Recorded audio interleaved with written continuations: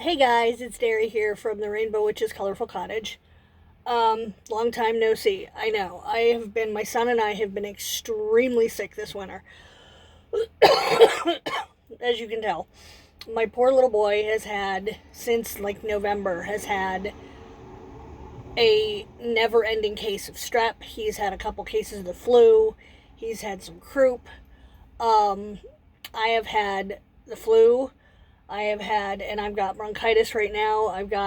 So it's just, oh, this is only probably, I think, the third day in probably the last 6 weeks that I've actually been in the witchy room.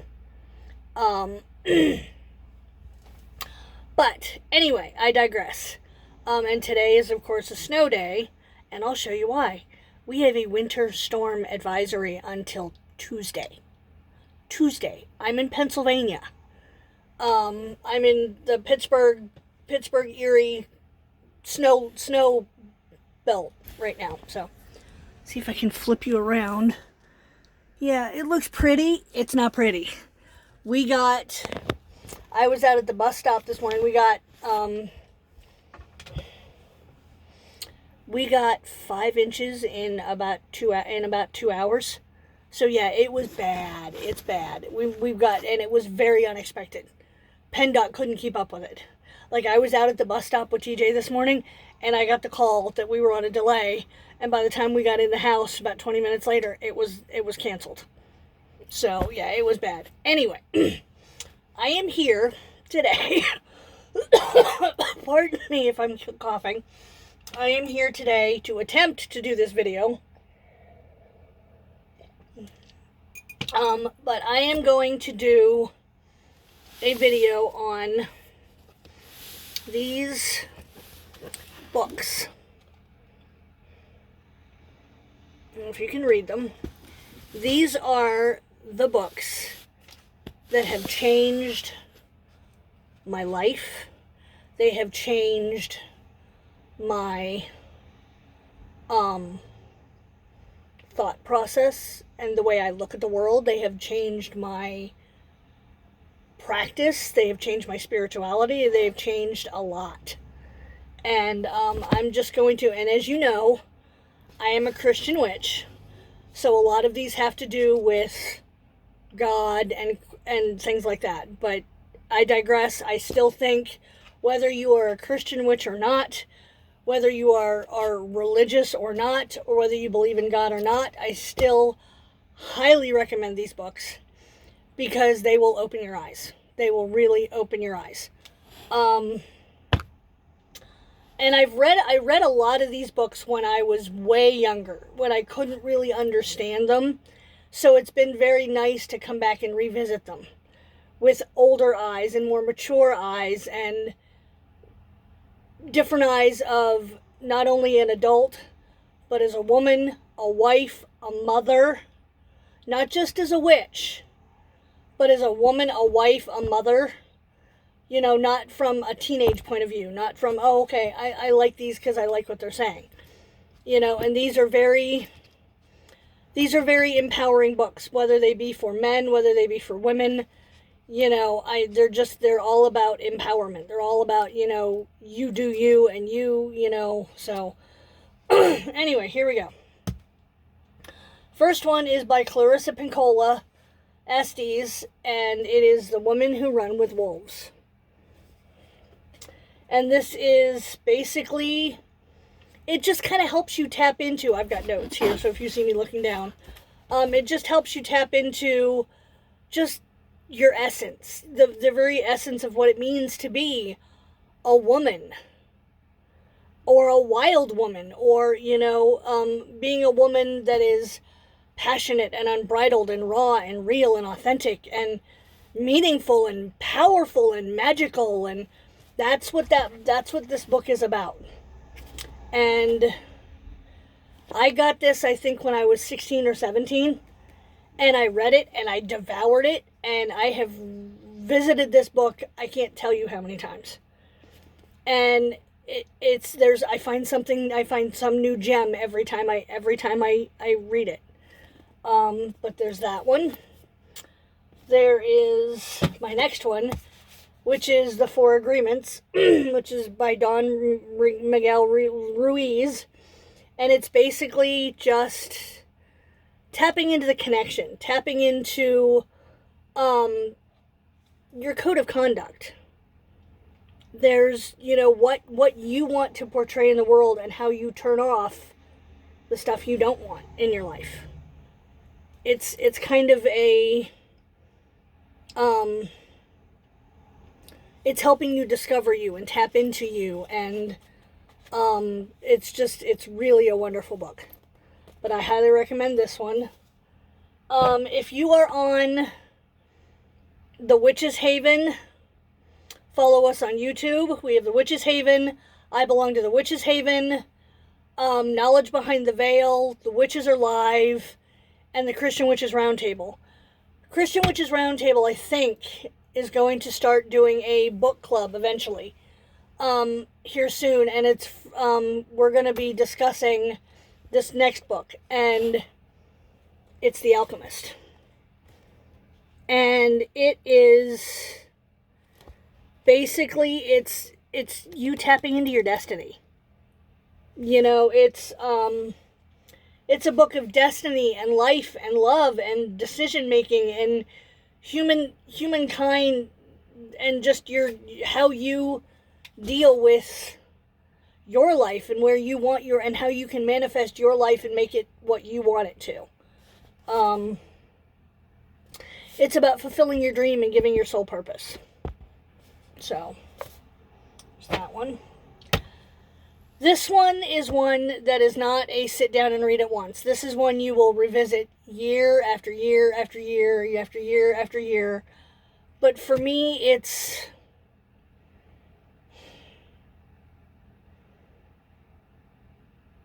just a affirmation of you're on the right path. You're doing what you're supposed to do. Basically, this book it's A Course in Miracles. And it is,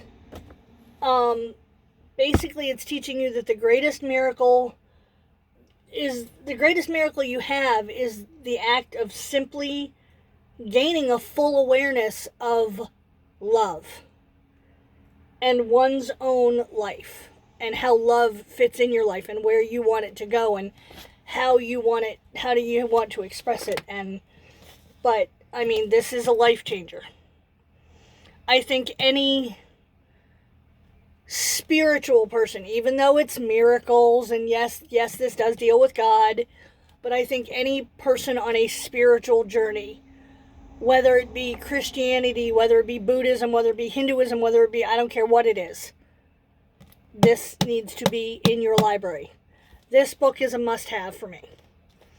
That one, and then this next one. This one. And I am constantly reading all of these at the same time, because I get all of these gems out of them, and I'm like, oh, okay, I can fit this in here, I can fit this in here, and I can do this on it, I can add this to my practice, or I can do this, but this is A New Earth by Eckhart Tolle, and this is about just how to live your life and live in the present moment and create happiness without material objects. How do you create happiness in your everyday life without your television, your phone, your computer? In this day and age, that's kind of unheard of. But this book teaches you how to do it.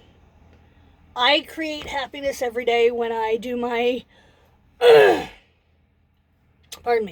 when I do my meditation.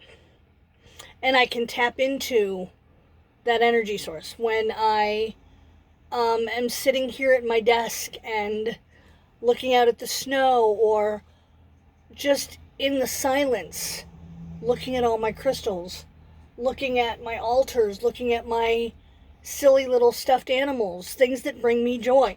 When I'm sitting here coloring and I'm not attached to any electronics. I'm literally sitting at my desk, or I'm creating something with my herbs, or I'm, things that just don't require electronic stimulation. You know, that's what this book is about. And I love this book. And this one, this next one is The Warrior Goddess Training by Heather Oshimara. And it is, Heather Oshimara is a student or a very dear friend of Miguel Ruiz, the one who did the Four Agreements, and he helped her with this book. But this is all about, and she's got several books. She's got a new one out right now that I'm hoping to get. But this is all about tapping into and becoming the woman you were truly meant to be. This one and The Women Who Run with Wolves were pivotal for me after my divorce in 2009, and learning to tap into, because I was in a very mentally and emotionally abusive marriage. Not physically, but I was married to a control freak. And I wasn't allowed to think on my own. I wasn't allowed to. So this book and a couple of other ones and some really good therapy, and, you know, I learned to tap into the person that everybody else saw that I was, that I never knew was there. You know, everybody would tell me, oh, you're so this, you're so that. And I'm like, no, I'm not. I don't see that. I had to tap into that. And this book was crucial in that journey. This book and The Women Who Run with Wolves were crucial in that, tapping into and becoming that wild woman, and becoming that woman, that empowered woman, and that it's okay for me to stand up and say, no, this is not okay. No, I don't want to do this. No, I'm not going to do this. No, I'm not going to wear this. No, I'm not going to say this. You know, it was okay to do that. So this was a great book for that. This is a new one that I've started doing, and I'm still going through it. I did it last month, and I will probably, and this is one that you can revisit over and over and over and over and over again. But it's called the 30-Day Mental Diet. And it is all about only thinking positive thoughts, and how to recognize and change when you think of when something negative happens, and how you can immediately flip the script on that negative thought and change it into a positive thought. You know, and I know that's hard. I mean, I am sorry. I have been sick for so long. I feel like I have been whining and griping and bitching, and I have been. Overall, I'm a pretty positive person. But of late, I have been fed up. I'm exhausted. I'm tired. And it's like every time I get better, something else, like TJ gets sick again. Or, and it's like, when is this crap going to end? But then I'm like, you know what? All this sickness is here for a reason. It's here to transform me. I'm in the midst of a massive shift, and I can feel it, I can see it, I can sense it, and it's a major spiritual, physical, mental, emotional transformation shift. And I think that's why all of this illness is here, is it's helping me shed what I don't physically need anymore. Not just mentally and emotionally, what I don't physically need anymore. It's forcing me to get rid of it. And that's what this book is doing. It's teaching me to even when I feel at my lowest, even when I'm at my most negative, it's there for a reason. There's a lesson in the knowing. There's a lesson in that reason. So, this is one I'm kind of in the midst of right now. This is When God Had a Wife. This is definitely a Christian, more of a Christian book, but it is mind-blowing. It is, it's the fall and the rise of the sacred feminine in the Judeo-Christian, in the Christian tradition. So this is, but it's still, I still highly recommend this whether you are a Christian or not, because it's tapping into the goddess. It's looking at Christianity, where Christianity took the goddess out. This book is putting the goddess back in. So this is a wonderful book that I'm kind of in the midst of right now. This is my latest one, and this one was a mind blower for me. This man has blown my mind, and I love it, and I'm loving what I'm learning and what I'm seeing. It is by Richard Rohr. It's the Universal Christ. Richard Rohr is a Franciscan friar. And the thing that I love about the Franciscans is that the one thing that I didn't realize is that when the Franciscans teach their friars, they do 4 years of philosophy before they can even look at a Bible. When they go to seminary, they do 4 years of philosophy before they can even crack open a Bible. And why is that? Because they want you to think. A lot of Christianity, they don't want you to think. They want you to, that's where the indoctrination comes in. But this book is like, wow. I mean, to quote some of them is, one of my favorite quotes in this book is, God loves things by becoming them. Let that sink in. And it's just, it's really, I mean, I jokingly, I mean, one of my friends just, like, was cracking up because the book is bleeding yellow. I know you can't see it because of the snow, but, I mean, there's a glare on it, but my book is bleeding yellow. I mean, my highlighter and my, and this book is about how a forgotten reality can change everything we see, we hope, and we believe. So for me, this is a life changer. And I've been really getting into a lot of the Super Soul Conversations, the podcasts from Oprah Winfrey. Those are kind of blowing. I'm revisiting those again. And so I'm just kind of, all of these books are helping me push through to see where this massive transition and shift in spirituality and things are going to go. And I'm excited about it. And I'm scared, but I'm excited, and but I will definitely keep you posted.